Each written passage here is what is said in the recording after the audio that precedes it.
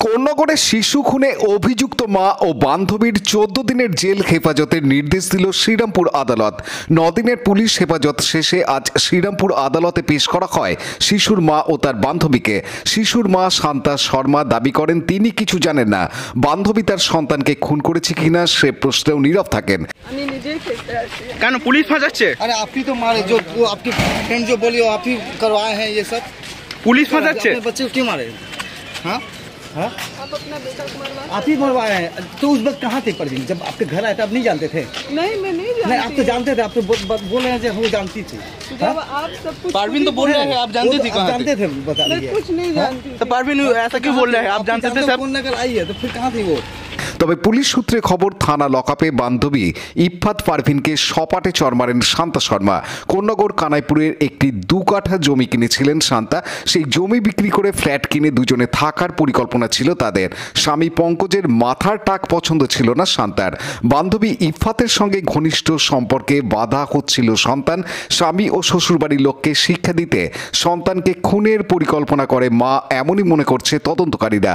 আর বান্ধবী ইফফাতকে দিয়ে সেই পরিকল্পনা রূপ দেন। তবে শিশু খুনে যে নৃশংসতা দেখা গেছে তাতেই হয়তো প্রিয় বান্ধবীর প্রতি বিরক্ত শান্তা। লকআপে তার আচরণে তেমনই মনে হয়েছে তদন্তকারীদের। কোন্নগর আদর্শনগরের পঙ্কজ ও শান্তা শর্মার 8 বছরের শ্রেয়াংশুকে নৃশংসভাবে খুন করা হয় গত 16 ফেব্রুয়ারি। সেদিন সন্ধ্যায় বাড়িতে কেউ ছিল না, টিভি দেখছিল শ্রেয়াংশু।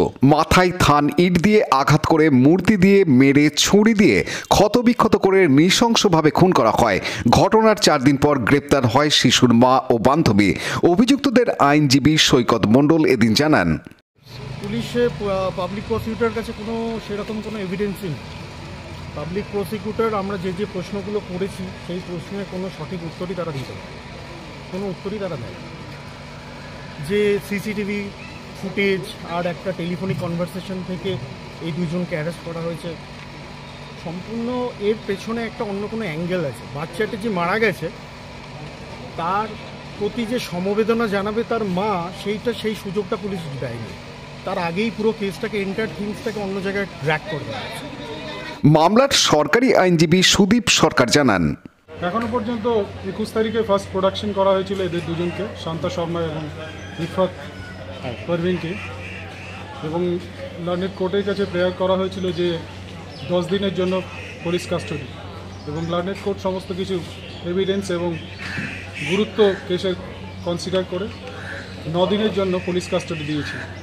এবং আজকে পুলিশ কাস্টডি থেকে আজকে প্রোডাকশন হয়েছে, এবং ডিউরিং পিসি পিরিয়ডে বেশ কিছু রিকভারি হয়েছে, এবং যে একটা হ্যান্ডকারচিপ উদ্ধার হয়েছে যেটা ইফফাত পারভিনের দেখানো মতে উদ্ধার হয়েছে, যেটাতে রক্ত লাগা ছিল, সেটা যেখানে প্রিয় ঘটনাস্থল তার ইস্টার্ন সাইড থেকে পাওয়া গেছে, সেগুলো উদ্ধার করা হয়েছে।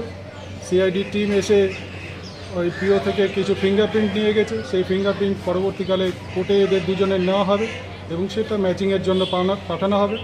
আর যে রক্তমাখা রুমাল পাওয়া গেছে সেটা ফরেন্সিকে পাঠানো হবে। ইনভেস্টিগেশন এখন ফার্দার ইনভেস্টিগেশন পেন্ডিং আছে। ইনভেস্টিগেশন এই মুহূর্তে কনক্লুসিভ হয়নি, কাজে ইনভেস্টিগেশন চলছে। প্রথমবার এই কেসে যিনি ডিফেক্টো কমপ্লেন্ট আছেন পঙ্কজজি, তার হয়ে আমি কোর্টে অ্যাপিয়ার করলাম, এবং তদন্তকারী অফিসার যিনি রাহুলবাবু আছেন তার সমস্ত কাগজপত্র আমাদের পিপি সাহেব যিনি আছেন তার কাছ থেকে জানলাম।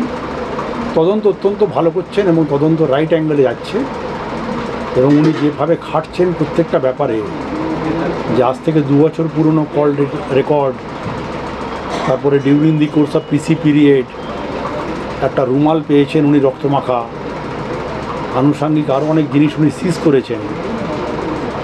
তো তাতে আমার মনের মধ্যে একটা বিশ্বাস এসছে যে সাধারণভাবে যেভাবে তদন্তকারী অফিসাররা তদন্ত করেন নাওএডেজ, তার জায়গায় রাহুলবাবু যেভাবে তদন্ত করছেন আমি মনে করি খুব সায়েন্টিফিক তদন্ত করছেন উনি, এবং এই কেসে কনভিকশন হবে আমি মনে করি একদম রাইটলি যেভাবে উনি তদন্ত করছেন।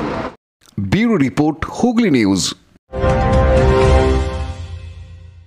সাজায় তো সবাই, কিন্তু যত্ন করে আর কজন সাজায়? নিজেকে আরও সুন্দর করে সাজিয়ে তুলতে আজই আসুন অর্নিকাস মেকওভার অ্যান্ড পার্লারে। Eyebrow, facial, waxing, pedicure, manicure, advance hair cutting, hair colour, hair spa, hair straightening, nail art, makeup, HD bridal makeup ও রিসেপশন পার্টি মেকআপ অতি যত্ন সহকারে করানো হয়। এছাড়াও এখানে কান ও নাক ফোটানো হয়, বিদ্রোহ বাড়িতে গিয়েও কোণে সাজানো হয়। অর্নিকাস মেকওভার অ্যান্ড পার্লার এখন আপনার বাড়ির কাছে, বইচি, উত্তরপাড়া স্টেশন রোড, বাটিকা, হুগলি।